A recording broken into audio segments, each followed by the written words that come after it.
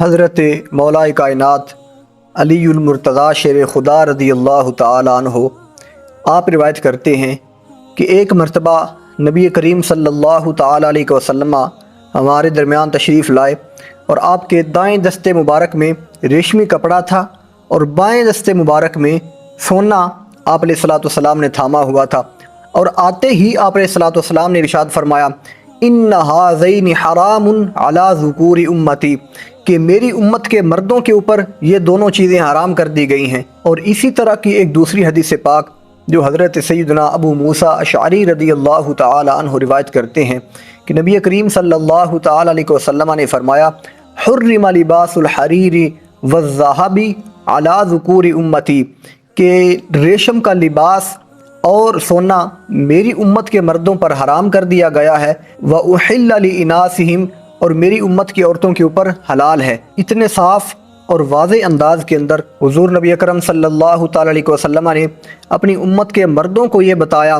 کہ تمہارے اوپر سونا بھی حرام ہے، ریشمی کپڑا بھی حرام ہے، اور چاندی کی ایک خاص مقدار جو حضور نبی اکرم صلی اللہ تعالی علیہ وسلم نے بتائی ہے، اس سے بڑھ کر اگر پہنے گا تو وہ بھی اس کے لیے ناجائز ہے۔ امت مصطفیٰ صلی اللہ تعالی علیہ وسلم کے نوجوانوں کا اتنے واضح احکام کے باوجود سونے کو پہننا، ریشمی کپڑا پہننا اور چاندی کو اس کی مقدار سے زیادہ پہننا، یہ کس قدر ہماری ہلاکت کا سبب ہے اور حضور نبی اکرم صلی اللہ تعالی علیہ وسلم کی ناراضگی کا باعث ہے۔ خالق کائنات نے تو یہاں تک قرآن مجید میں ارشاد فرمایا وَمَا آتَاكُمُ الرَّسُولُ فَخُذُوهُ وَمَا نَهَاكُمْ عَنْهُ فَانْتَهُوا، کہ جس چیز کا حکم تمہیں میرا محبوب دے، جو چیز تمہیں وہ دے وہ لے لو، اور جس چیز سے منع کرے اس سے رک جاؤ۔ اب اس منع کرنے کے بعد بھی اگر کوئی ان چیزوں کے اوپر عمل کرتا ہے تو وہ اللہ اور اس کے حبیب کو ناراض کر رہا ہے۔ سونا، لوہا، پیتل یا اس طرح کی دیگر دھاتیں جو مردوں کے اوپر حرام ہے، وہ حضور علیہ الصلوۃ والسلام کس قدر ناپسند کرتے تھے، اس کا پتہ ایک حدیث پاک کے اندر چلتا ہے۔ نبی کریم صلی اللہ تعالی علیہ وسلم کی پاک بارگاہ میں ایک شخص حاضر ہوا اور اس نے لوہے کی انگوٹھی پہنی ہوئی تھی۔ آپ علیہ الصلوۃ والسلام نے فرمایا مالی ارا علیک حلیۃ اہل النار، کہ کیا بات ہے، میں دیکھ رہا ہوں کہ تم دوزخیوں کا زیور پہنے ہوئے ہو۔ پھر دوسری مرتبہ کوئی شخص پیتل کی انگوٹھی پہنے ہوئے حضور نبی اکرم صلی اللہ تعالی علیہ وسلم کی پاک بارگاہ میں حاضر ہوا۔ حضور علیہ الصلوۃ والسلام نے فرمایا مالی اجد منک ریح الاصنام، کہ کیا بات ہے کہ میں تم سے بتوں کی بو کو محسوس کر رہا ہوں۔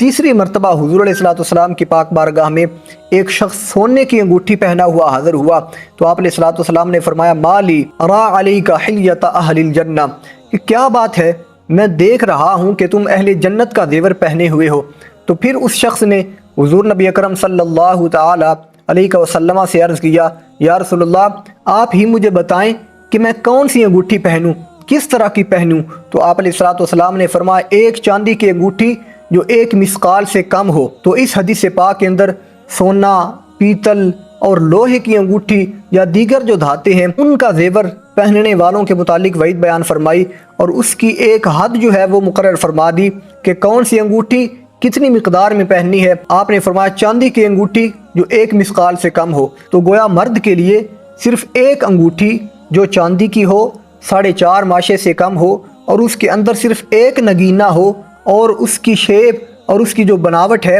وہ بھی مردوں کی انگوٹھی کی طرح ہو، تو صرف اس طرح کی انگوٹھی پہننا مرد کے لیے جائز ہے۔ اگر چاندی کی انگوٹھی اسی مقدار کی، اسی بناوٹ کی ایک سے زیادہ پہنے گا تو وہ بھی اس کے اوپر حرام ہے۔ اس حوالے سے صحابہ کرام کا کیا عمل مبارک رہا وہ بھی ہمیں ایک حدیث پاک سے پتہ چلتا ہے۔ حضرت عبداللہ ابن عمر رضی اللہ عنہما آپ روایت کرتے ہیں کہ ابتداءً جب سونے کی انگوٹھی پہننا مرد کے لیے جائز ہوتا تھا تو آپ علیہ الصلوۃ والسلام نے بھی انگوٹھی پہنی ہوئی تھی۔ پھر جب اس کی حرمت کے بارے میں حضور علیہ الصلوۃ والسلام کو بتایا گیا تو نبی کریم صلی اللہ تعالی علیہ وسلم نے اپنی اس انگوٹھی کو اتارا، اور صحابہ کرام رضوان اللہ تعالی علیہم اجمعین سامنے بیٹھے ہوئے تھے تو آپ علیہ الصلوۃ والسلام نے اس انگوٹھی کو پھینکا اور فرمایا لا البسہ ابدا، کہ آئندہ کے بعد میں کبھی سونے کی انگوٹھی جو ہے وہ نہیں پہنوں گا۔ صحابہ کرام کا کمال درجے کا عشق اور حضور علیہ الصلوۃ والسلام کی ذات سے محبت اور اتباع رسول کا عالم دیکھے۔ جب یہ منظر صحابہ کرام رضوان اللہ علیہم اجمعین نے دیکھا تو حضرت عبداللہ بن عمر فرماتے ہیں فَنَبَذَ النَّاسُ خَوَاتِيمَهُمْ، جن صحابہ کرام نے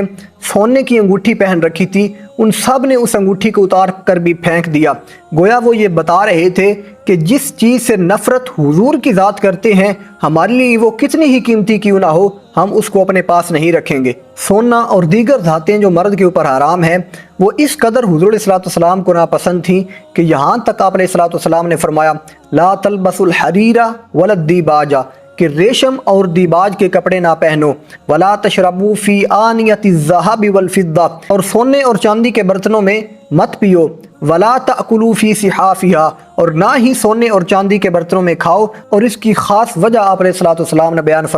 فرمایا فإنھا لھم فی الدنیا وَلَنَا فِي الْآخِرَةِ، کہ یہ سونے اور چاندی کے برتن استعمال کرنا اور ان کے اندر کھانا پینا یہ کفار کے لیے دنیا میں ہے اور ہمارے لیے یہ انعامات اللہ رب العزت نے آخرت میں رکھے ہیں۔ تو پتہ چلا کہ ریشم، ایسا ریشم جو خالص ریشم کے کیڑے سے بنا ہوا ہو اور اس کے اندر کسی قسم کی کوئی ملاوٹ نہ ہو، وہ بھی مرد کے اوپر حرام ہے، اور صرف ایک انگوٹھی جو چاندی کی ہو، 4.5 ماشے سے کم ہو اور اس کے اندر صرف ایک نگینہ ہو، صرف اس انگوٹھی کا پہننا مرد کے لیے حلال ہے۔ اس کے علاوہ کسی قسم کے دھات کو بطور زیور استعمال کرنا یہ مرد کے اوپر جائز نہیں ہے، عورتوں کے لیے اس کی کسی قسم کی ممانعت نہیں ہے۔ اور ریشم کا کپڑا صرف خارش زدہ شخص کو اور ایسے بیمار کو پہننے کی اجازت دی گئی ہے کہ جو اگر ریشم پہنے گا تو وہ اس کے لیے مفید ثابت ہوگا۔ خالق کائنات ہمیں عمل پیرا ہونے کی توفیق عطا فرمائے۔